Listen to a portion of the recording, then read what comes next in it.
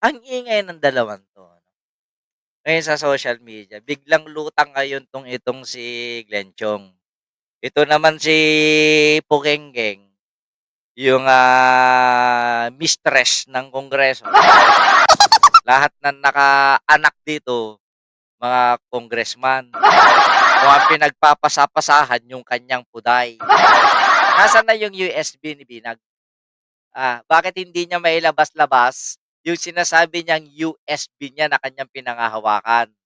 Na kung saan nandun daw yung mga ebidensya, nandun daw yung mga kanyang mga video na patunay ng kasalaulaan ng mag-asawang Marcos. Doon din niya daw nakalagay yung USB na yon. Sid, maraming maraming salamat sa Saudi Arabia Riyal. Maraming maraming salamat po. God bless you. Oh, thank you so much. ありがとう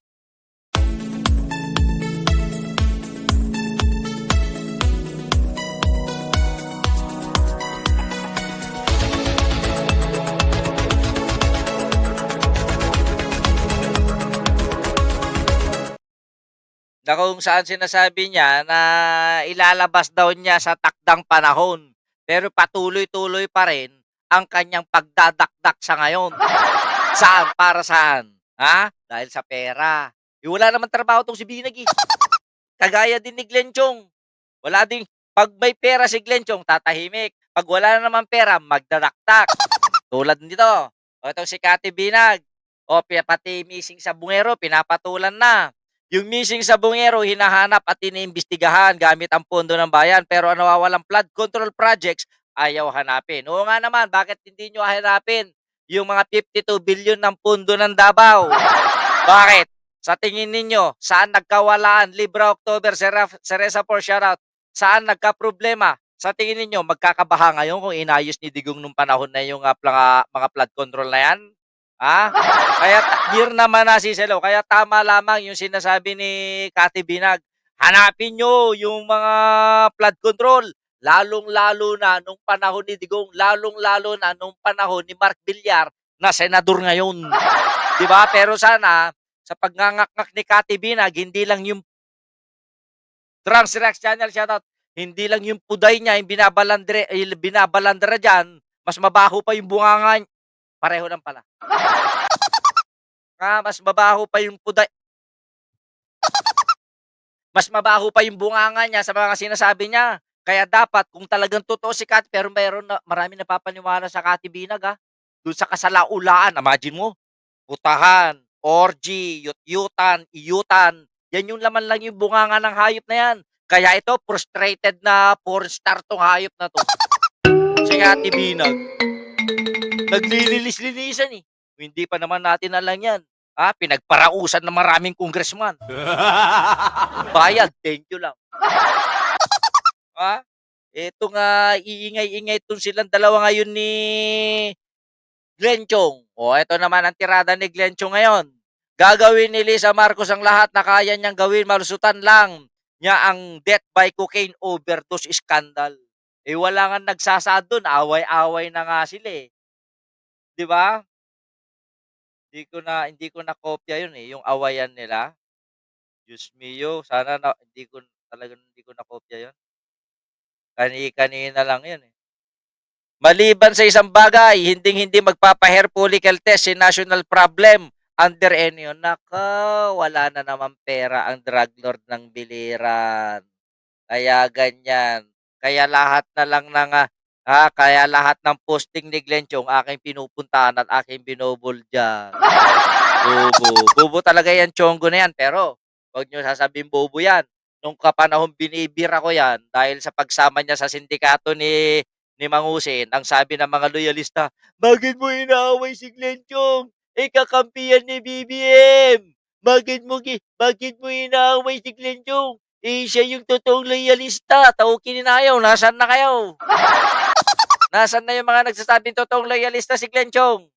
Alam ko na diyan papunta si Glenn Chong noon. Kaya niya nga ako siniraan noon, Jovelita Garcia Copentente, shoutout. Kaya nga niya ako tinawag kaya nga sinisiraan nila ako noon ni FLM.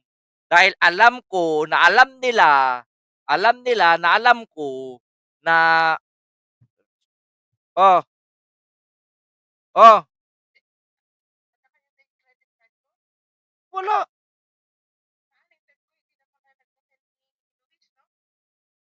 ba't ibibigay sinuli ko na, diretso titignan ko."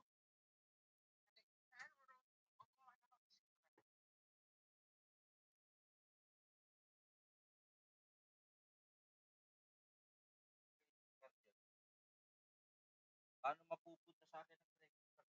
Ibang credit card, dami kong credit card, ko credit card nila, hindi ako nagke-credit. Sa dami ng credit card ko hahanapan ng credit card nila, dami. Wala, yung mga credit card ko, hindi health card ko, isa, isa, dalawa, tatlo, apat, tangina, apat ang credit card ko tapos hahanapan nila ako ng credit card nila. Ba? Eh, ah, yung dalawa kasi backup, nilalagay yung mga extra. Ito yung mga sahod ko. Ito naman, ito yung mga daily na ginagamit ko na pambili-bili, panggastos online, kaya separate. Separated yung mga ano kasi marami, ilan, kailangan ko ng more than one na credit card kasi 'pag nag-back down yung isa, meron pa akong tatlo, gano'n. 'Pag walang laman yung isa, meron pa akong dalawa. Kasi yung isa hindi nadedeposituhan yun, eh. Hindi walang pumapasok dun kundi for transfer lang. Yun, eh, masyadong nag-iingay 'tong bakla 'to ngayon, sige pahiya. It's the motherfucking Eagle Double G. Libra October, hello Leonida Negrillo, shoutout, shoutout. Eh, sa sobrang kaingayan nito, nabibingi ako, nasusulasok yung aking paningin sa tuwing nakikita ko 'to. Bakit kamo? O eto na naman, ha? I have worked with ito, di ako maniniwala dito. Kung bakit ko Joel Galarce de la Cruz, Banat Idol from Lawag City, taga saan ka diyan sa Lawag? Joel Galarce de la Cruz. Ah, anong barangay ka diyan sa Lawag? Balita ko mga taga Lawag daw mga mababait. Totoo ba? Diyan sa Barangay 13 nagbabarilan sila. Talaga. Oo.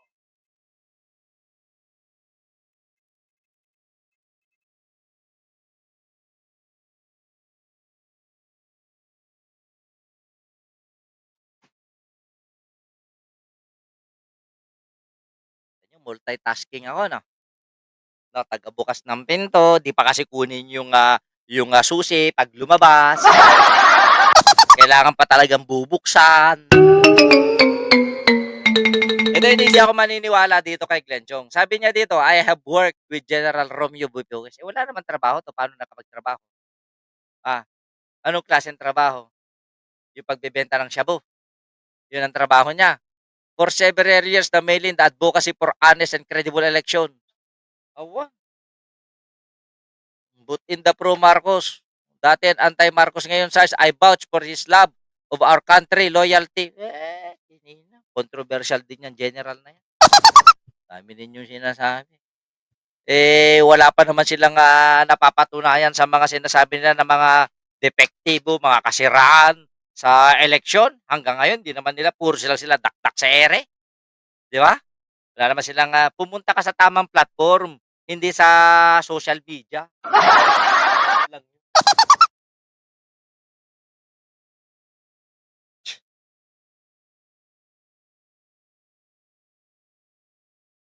Pag dito sa wallet ako naglalagay, wala. Oh.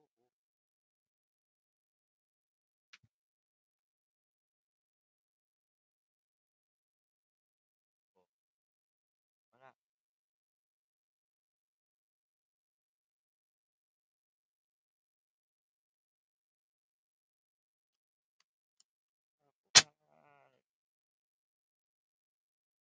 Ah, nung nagpa-deposit ka, binigay ko rin sa'yo. Binigay ko sa'yo, pati resibo.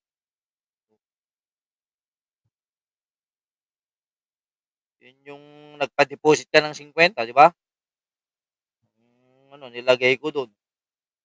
Yun lang. Binigay ko sa'yo. Inawat mo, hindi wala.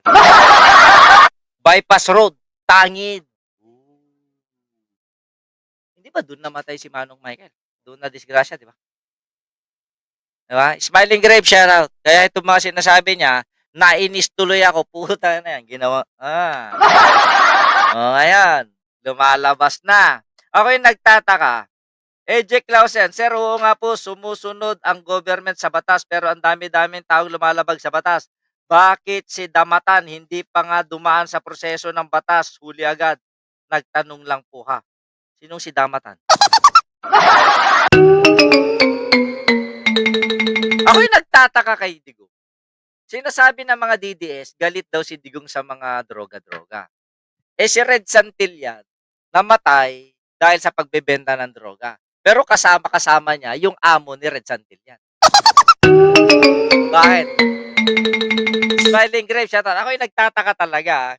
Galit sa droga si Digong. Pero kasama nila si Glenn Chong. Na amo nung namatay mismo sa war on drugs ni Digong. Oh. Galit ka sa droga pero kasama mo yung amo ng nagbebenta ng drugs. Tandaan niyo, anong gamit ni Red Santillan na pang-deliver, Damatan si Digong. Si Digong? Hindi dumaan sa tamang proseso? Dumaan po sa tamang proseso yun. Pagkakalam ko kasi abogado si Digong. Kung alam niyang hindi tamang proseso, bakit siya sumama? Bakit pumayag sila na dalhin yan? Bakit walang ginawa? Kung hindi totoo, hindi akma yung proseso na ginawa kay Digong, 11 hours na naka-hold yan, di sana nagkagera na. Kasi ako, kung tatay ko yon, ino-hold, na alam kong walang kaso, walang warrant of arrest, bubumbahin ko sila. Alam nila, months before na mahuli si Digong, anticipated na niya na siya ay may warrant of arrest. Siya ay mahuhuli. Alam na ni Digong na may kaso siya. Kaya niya ipinakulong si Damatan, si De Lima po ikinulong. Ayun lang. Hindi Ma'am EJ, hindi po matanda si papatulang ka ni Daya. Tsaka ni Junet. Oo. Diba? Kaya ito mga DDS, galit kayo sa adik. Yung amo ng nagbebenta ng drugs, okay lang sa inyo? Tanggap ninyo. Kaya, masasabi ko sa inyo, mga DDS, mga hipokrito kayo. Mga tanga pa kayo. O yan. Dahil kay Glenn Chong. Si Glenn Chong, napuntahan na ang Dilaw. Bago pumunta kay BBM, Dilaw muna yan. Okay? Noong bagsak ang Dilaw, pumunta siya sa kay BBM. Noong bagsak si BBM, pumunta siya sa DDS. Si Glenn Chong ang parang langaw na kung saan may tae, doon siya papaibabaw. Ganon. Na. It's the motherfucking Eagle. For your information, mga DDS, kaya yakapin nyo si Glenn Chong dahil pag namatay si Digong at pag nakahanap na naman yan ng pinanser, para sirain si Sara Duterte, sisirain na naman yan. Para lang kumita yan. Kasi hindi naman nakatrabaho yan. Hindi nyo ba alam na mula nung namatay itong si Red Santillan, wala nang pinatunguhan ng buhay kasi wala nang kita. Yung sasakyan niya, ginagamit ni Red Santillan sa pag-deliver ng droga. Alam, Tatol Beken, anong tawag nyo doon? Diba? It's the motherfucking Eagle Double G. Libra October ng Cereza Force. Hello, hello, hello. Kaya